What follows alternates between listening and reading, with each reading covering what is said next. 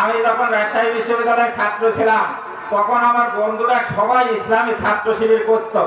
আমি তখন বললাম, ওদের চলাফেরা এবং আচরণ দেখে বললাম যে আমি ইসলামী ছাত্র শিবির করবো। ওরা বলতো যে হিন্দুদের ইসলামী ছাত্র শিবিরে নেওয়া হয় না। এখন বর্তমানে বাংলাদেশের যিনি প্রধান আমির ডক্টর শফিকুর রহমান সাহেব বলেছেন সব সম্প্রদায়ের লোককে জামাতে ইসলামীতে নেওয়া হবে। এই ঘোষণার সাথে সাথে রংপুর, চট্টগ্রাম, খুলনা এবং সাতক্ষীরা থেকে অনেকে হিন্দু জামাত ইসলামীতে যোগদান করেছে, যা ভারতীয় টিভি চ্যানেলে প্রকাশ করা হয়েছে। আপনারা জানেন পত্রিকায় দেখেছেন রংপুর কারমাইকেল কলেজের ছাত্রলীগের সভাপতি মন্দির ভাঙতে গিয়ে হাতে নাতে ধরা পড়ার পরে শেখ হাসিনা বলেছিলেন এরা জামাতে ইসলাম করেছে। রংপুর কক্সবাজার উকিয়া বৌদ্ধ ভিক্ষুককে হত্যা করে মন্দির পুরানো অবস্থায় আওয়ামী লীগের 5 জন কর্মী হাতে নাতে ধরা পড়ার পর শেখ হাসিনা বলেছিলেন এরা জামাতে ইসলাম করেছে। কিন্তু শেখ হাসিনা পতনের পর এবার 1 মাস পরেই এই দেশের দুর্গা পূজা হয়। সেই পূজার সমস্ত মন্দির পাহারা দিয়েছিলেন জামাত ইসলামের কর্মীরা। কোথাও কোনো মন্দির ভাঙচুর বা কোনো প্রতিমা ভাঙচুর হয় নাই। এমনকি হিন্দুরা দলে দলে মন্দিরে বিভিন্ন চলাফেরা করতে পেরেছেন, কোথাও কোনো অসুবিধা হয় নাই। এতে প্রমাণিত হয় যে এদেশে হিন্দুদের নিরাপত্তা দেওয়ার দায়িত্ব একমাত্র জামাত ইসলামী।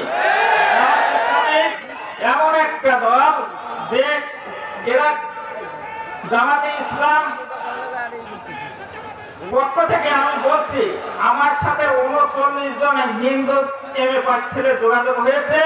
রাজবাড়ীর জেলা আমির অ্যাডভোকেট নুরুল ইসলাম সাহেবের হাত ধরে সামনের মাসের 10 তারিখে তারা জামাতে ইসলামীতে যোগদান করবে এবং এর সাথে একটা হিন্দু কমিটি গঠন হবে। সেই কমিটিতে ওই দিনে আত্মপ্রকাশ করবে। সেই কমিটির প্রধান হিসাবে আমি কমলেশ চন্দ্র দাস সভাপতির দায়িত্ব পালন করব এবং যিনি সাধারণ সম্পাদকের দায়িত্ব পালন করবেন তিনি প্রফেসর ডক্টর কৃষ্ণচন্দ্র রায়, জাহাঙ্গীরনগর বিশ্ববিদ্যালয়ের প্রফেসর। এই কমিটিতে 2 জন ব্যারিস্টারও আছেন।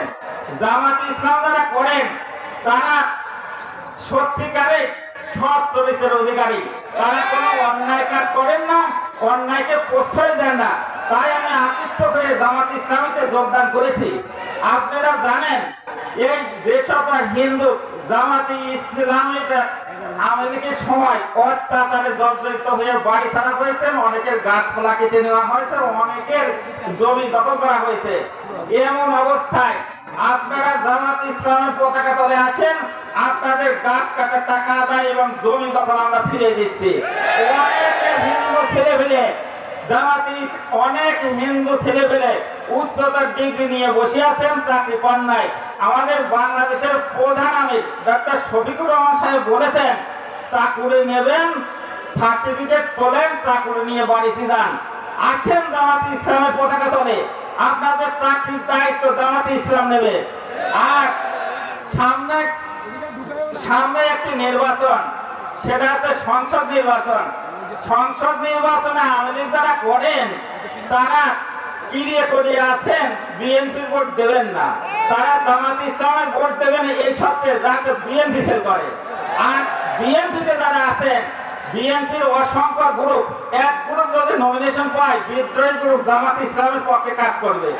আর জামাত ইসলামের যারা সমর্থনকারী আছেন তারা তো যারা আছেন তাদের ভোট পেলে জামাত ইসলামের গোটা বাংলাদেশে সংখ্যাগরিষ্ঠতা অর্জন করবে। যে সংখ্যাগরিষ্ঠতায় জামাতে ইসলাম সরকার গঠন করবে। আর জামাতে ইসলাম এমন একটা সংগঠন, জামাত ইসলাম কাউকে এই রাজবাড়ী জেলার মাটিতে 15 বছর পর আজ জামাতে ইসলামের কর্মী সম্মেলন, এর আগে হয়নি। সামনে জনতার উপস্থিতিতে বোঝা যাচ্ছে রাজবাড়ীর মাটির জামাত ইসলামের ঘাঁটি। শেষ হলাম।